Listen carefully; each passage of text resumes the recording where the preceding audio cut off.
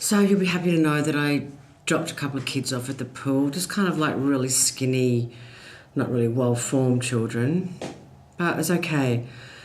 Ripper came over and gave me the nourishing oil one last night, and I kind of, at about 2 o'clock in the morning, woke up with, real chest stuff and feel quite poorly, enormous amount of sensations all through my body.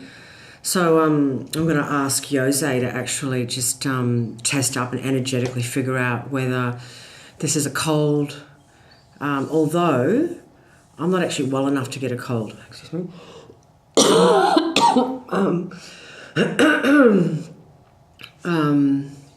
Like junkies can't get colds. I'm going to also get Shane Gregory, a really good buddy of mine, to explain the TCM version of that. He's a gun, Japanese acupuncture, and creating a whole new pathway of connecting Chinese medicine with crystals and liquid crystals. He's Yos' protege. He's fucking next level. So I know there's this thing about you actually have to be well enough to get a cold, and I haven't had a cold for a really long time, like at all.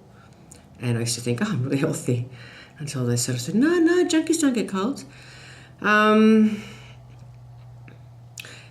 What I'm really hoping is that this is a lung detox, like a detox of grief and sadness. I would love that. I'm saying that in a pedestrian kind of way. I have got really cold on numerous occasions with wet hair walking home, and the girls had head colds, Anna and Lisa, who've been treating me, and I've just been fucking freezing. But I'm really hoping it's detox stuff, it would make perfect sense. Ruby's a little concerned that, we've got to nip this in the bud because it will really get in the way of, these sorts of things, So I'm having having the same one the other day that didn't work, and just hoping it really does, and just letting go, I had a really great night, just really witnessing my body and not buying in too much, and I feel pretty good. I just wanted to follow on from what I was saying about sugar and me as a kid, and just put it out there and say it's kind of like nobody's fault in that way. Like I came along and I was overloved and overgiven to as a child because my mum had lots of miscarriages and then couldn't have any more babies, and then she got Ninny, my sister who's adopted.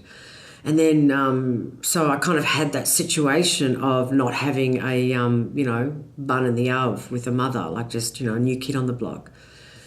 And then she fell pregnant with Mies and then Nick. So she had 3 under 3 and me. Dad worked like ridiculous hours. Mum's obsessive compulsive cleaner with 3 children under 3. Dad's just working his ass off just to, get ahead. And really there was no literature, music, song, dance. They weren't social. They didn't drink. They didn't smoke. They didn't have people over. Our weekly thing was going to mass, where I got my love of, frankincense and candles, and always, sat on the aisle so I could see everyone's shoes. That's what I used to have a shoe fetish. But now I've just, brought it back to, Berkeys and trainers. Let the heels go, love. In the tranny years, which I'll talk about the tranny years. Very fucking funny and tragic. So there was no sweetness. And Mum and Dad didn't have any connection to multiculturalism. So the food, my mum was very anti-sugar, but the food was just that real, typical Australian. And I can just remember as a kid just going, I am bored out of my fucking brain. And I started imagining dying at a very early age because I just thought, so bring on the clowns, anytime now would be good. I have therapied my childhood within an inch of its life. There's no more there to do, and there's no blame, there's only compassion and understanding of everyone's doing their best. But that's just to nail where the sugar addiction comes from. Yeah. And that it is the actual only memory of my childhood is when the sugar showed up, and the whole thing of stealing the sugar and stuff with my grandmother.